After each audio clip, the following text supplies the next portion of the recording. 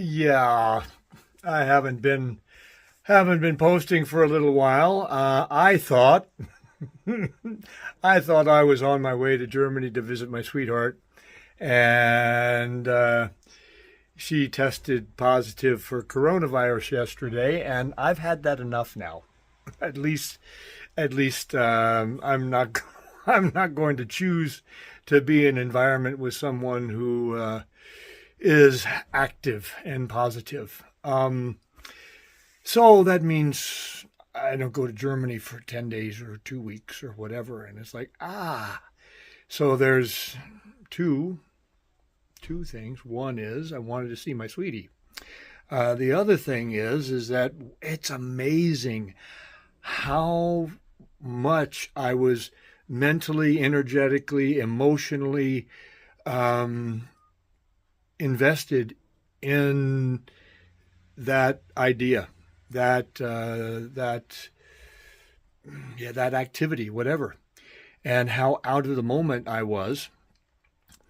Um, and what I've realized is I understand that disappointments are created by expectations, and I create my expectations.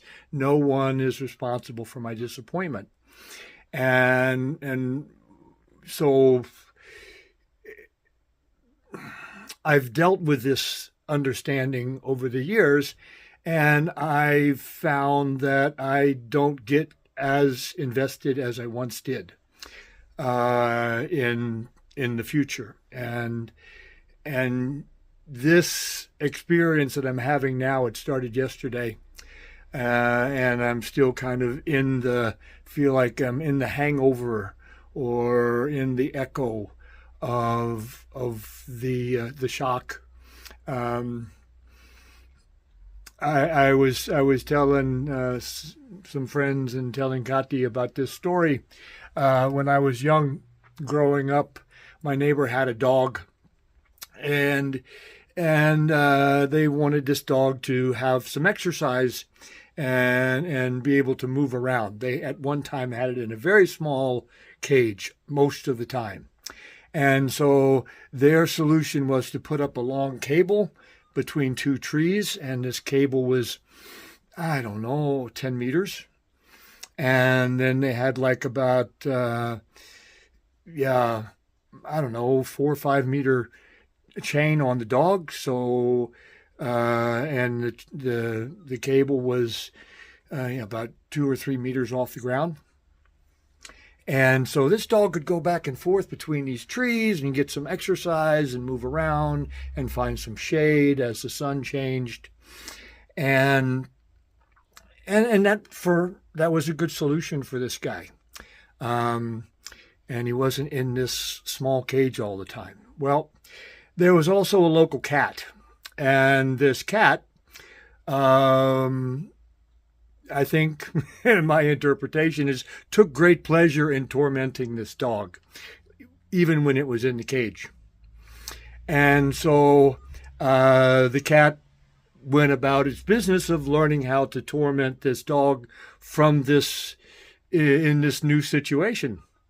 And so the cat would come within the range of the dog's um,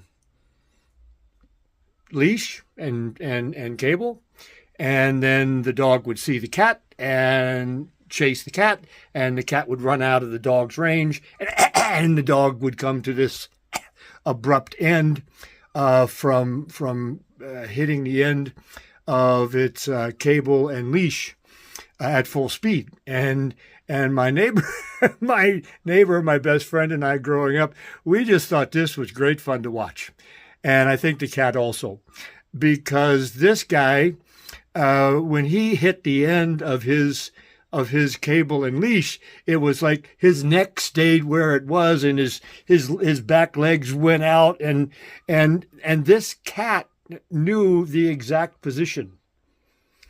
And so it would go within range until the dog saw it, and then it would move to this point that it knew was just outside of the dog's range. And that's how I felt. That's how I felt.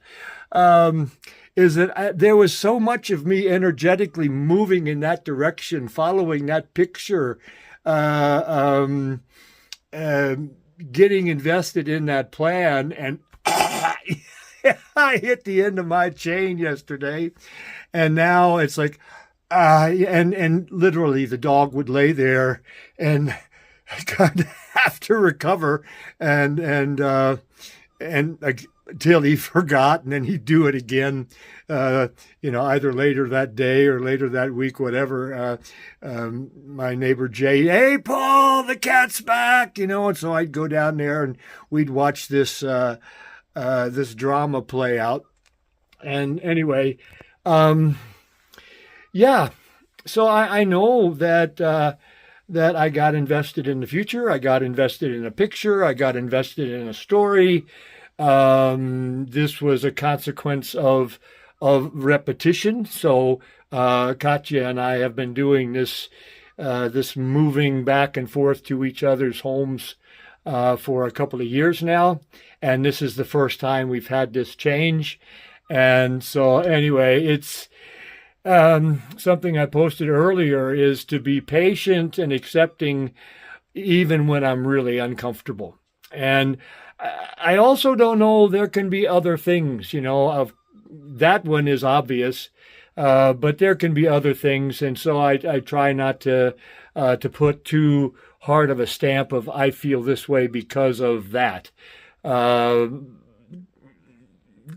I know that that's a contributor, but I also don't know. There's lots of things that go on in my life. My swimming pool changed, closed down in the last few weeks. A bus that I drove for many years is now out of my life. The weather has changed, and I do have a prejudice toward warm weather, and today it's cool and rainy.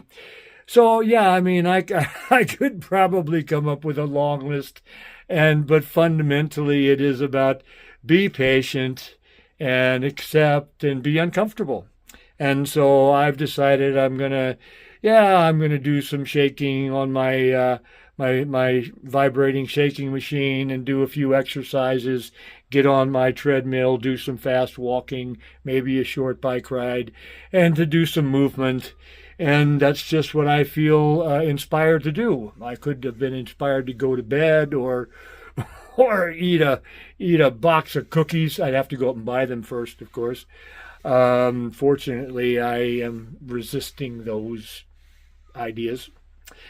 So anyway, this is the beginning. I'll check in later. I'm going to do my shaking and my hand exercises with these guys. And then I go to my inversion table back there, and I turn myself upside down and do some crunches, and then move into my my training room with my running machine and my bicycles. That's the plan. And I check in with you later. Have an amazing Thursday. Pow! So here I am on the other side of my shaking and gripping and inversion table and 3 sets of 45 crunches, and I'm now gonna get to work on a slow run, fast walk. And yeah, when I was doing my inversion table crunches, it's not fun. It's painful. It's not only painful on my abs, but it's also kind of painful on my feet when I'm wearing shoes, and I'm wearing shoes right now. And the knot where I tie my shoes, it's dug into my foot, and that fucking hurts. And I don't take off my shoes after the first set. I just, I keep on. But anyway, I'm reminded that often in my life, these painful experiences that I have, fear and insecurity, it is about my personal process. It's always been about growth. And when I see things, when I perceive things as leaving, that's always a process of opening for new things to come, and to not get focused on the small picture, and to be just open and Yeah, the seasons are changing, and my life is changing. And I just turned 73 years old. I got a really big anniversary coming up in a couple of weeks. October 11th is my sobriety birthday, and that was now 39 years clean and sober. It's also also the anniversary of my amazing medical event last year that almost killed me and gave me an opportunity for a miraculous recovery that I'm still in today, and also life changing, in my mind and my attitude, more so than I ever thought possible. So that continues, and and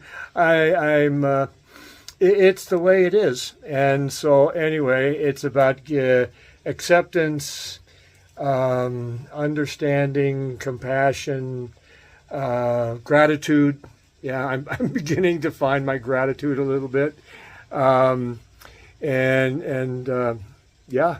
So here I go, and I'll check in with you a little bit later. See how this process unfolds. Pow.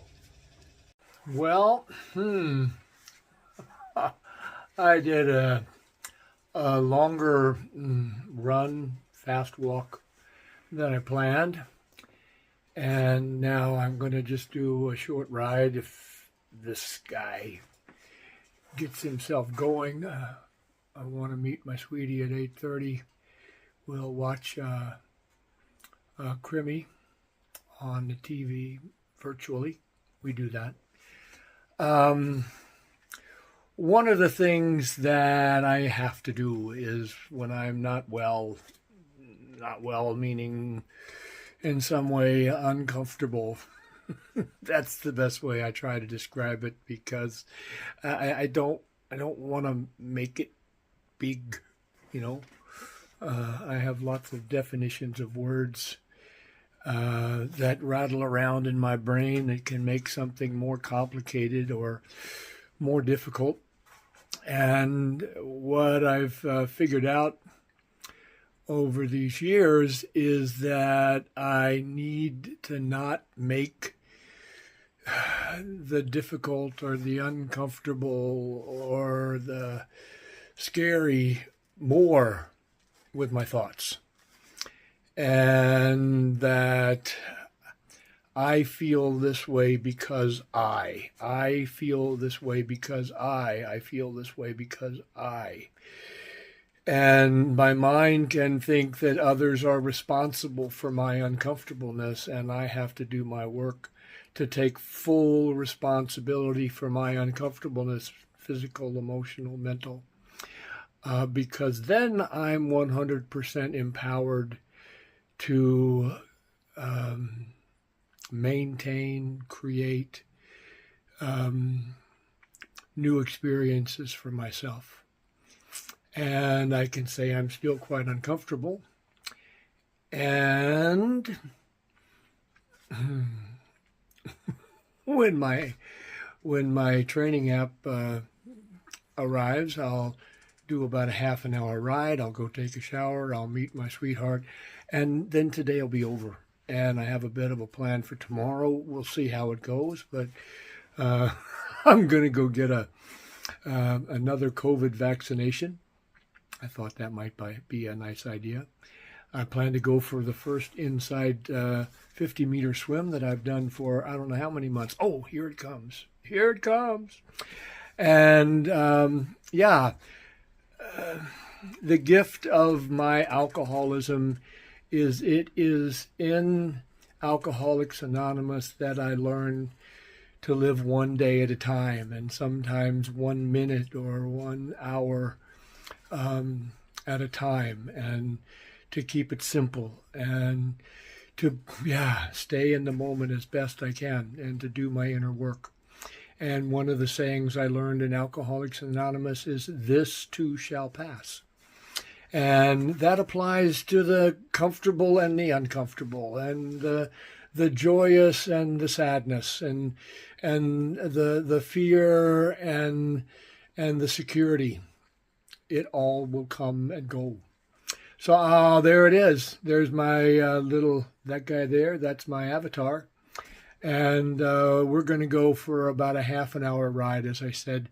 And yeah, phew, thank you for sharing this evening and today with me. And I'm going to post this thing while I'm on the bike. Do I do that? Yeah, I post it while I'm on the bike. You'll just have to trust that I finished it, finished my bike ride. And yeah, have an amazing day. Wow. Big feelings are amazing. Pow.